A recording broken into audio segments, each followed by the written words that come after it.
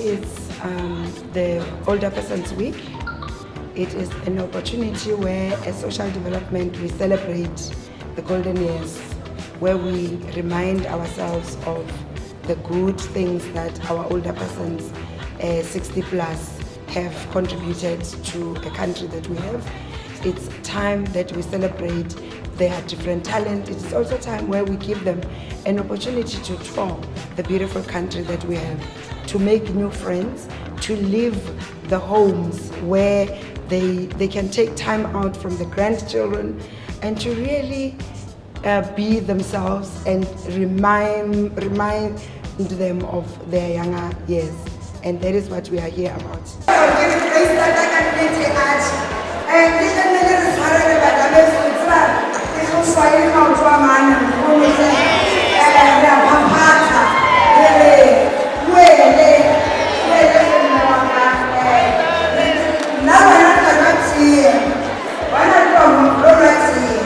Firstly, we started at ensuring that there's active aging, so that we did not want our grandfathers and grandmothers to go home and sit under the tree with all of the wisdom.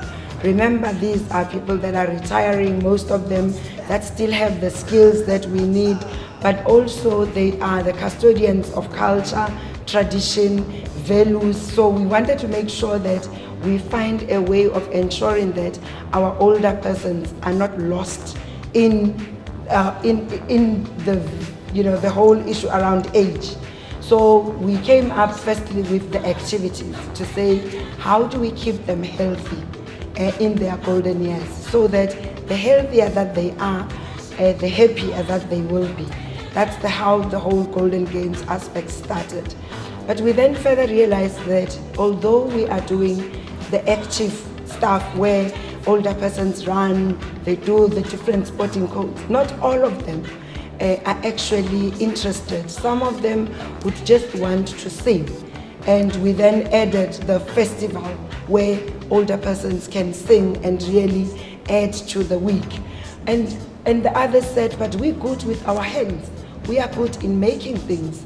We want to transfer this skill to young people. We don't want to take it to the grave. And that is when we started bringing in, ensuring that cooperatives of older persons are also showcased during this week, so that we can see the transfer of skills from the younger generation to the older generations, so that we don't wake up one day as Africans, for an example, we can't do beadwork, when beadwork has been something that we were doing because our grandparents have not passed on the skills.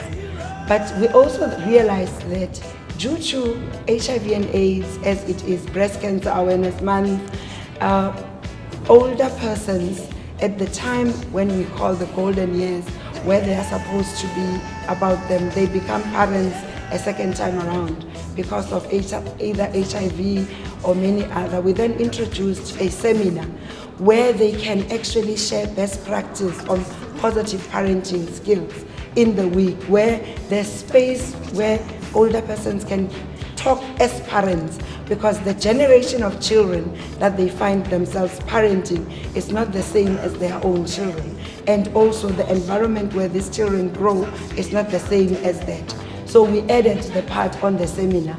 And the seminar is informed by the actual current affairs. For an example, now, this week, there's the issue around older persons and gambling, which is becoming a big problem because they get their grants this week.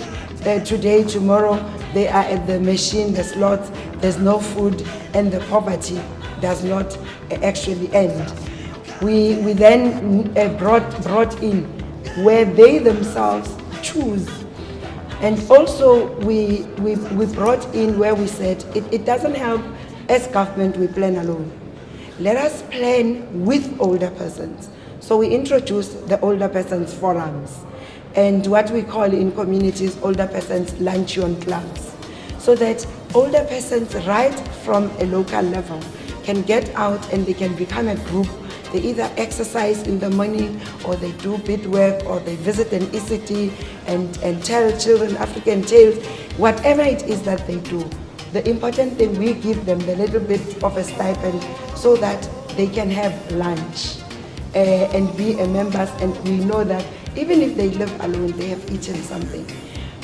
Then we obviously would want to hear and receive and create an environment of dialogue and debate. We introduced the Older Persons Parliament, where they can also be heard, because as social development, we coordinate sector parliaments.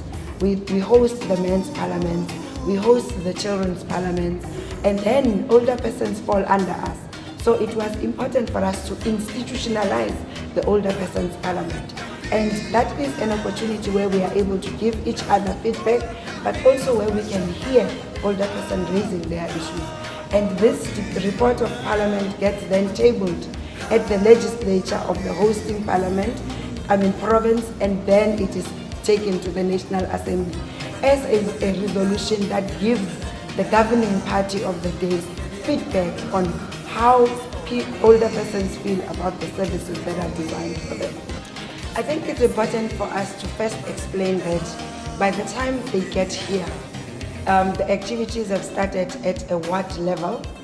Everything that I've explained, the parliament, they start at a ward level, and then the older persons go to a local level, then they go to the district level, then they go to the provincial level, and then the different groups that win different aspects, whether it's the debate group, whatever, come. So here is the culmination of a program where we keep our older persons busy throughout the year as social development. As said, the intention is active aging. It's for us to consistently, every single day, find a way of celebrating their golden years. The impact for us as social development, first and foremost, is our older persons live longer. That's one, but they also live healthier lives because they have one nutritious meal, at least that we know they are going to eat at the lunch club. We know that they will be exercising, which means those that become frail and ill and requires additional support and additional health are becoming less.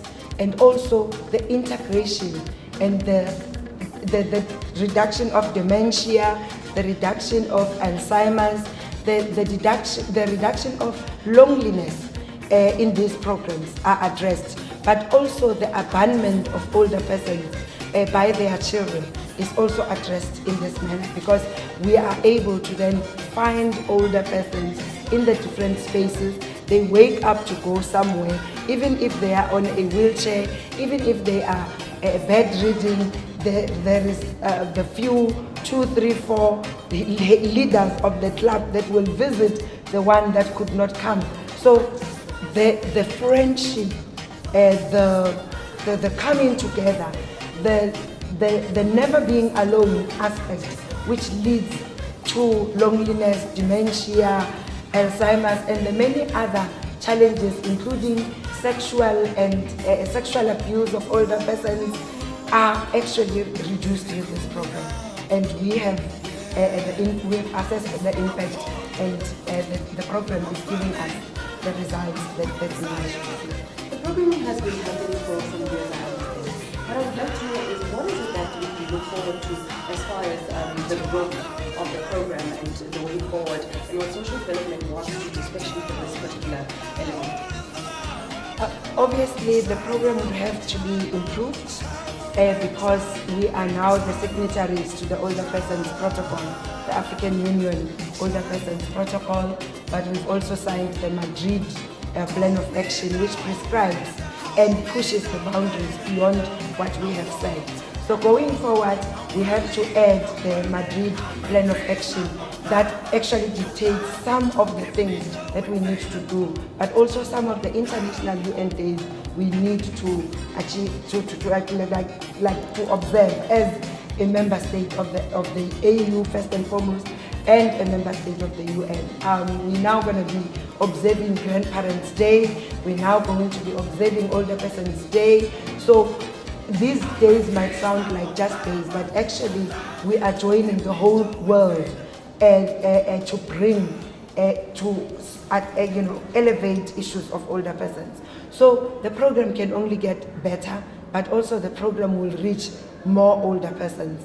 And the program assists us consistently as an M&E instrument, because we get feedback from a ward district as they go through the lowers to culminate in October. And it's always in October, because October is Social Development Month. So when we showcase the different programs that we do, at the center of the Social Development Month, it's the golden years.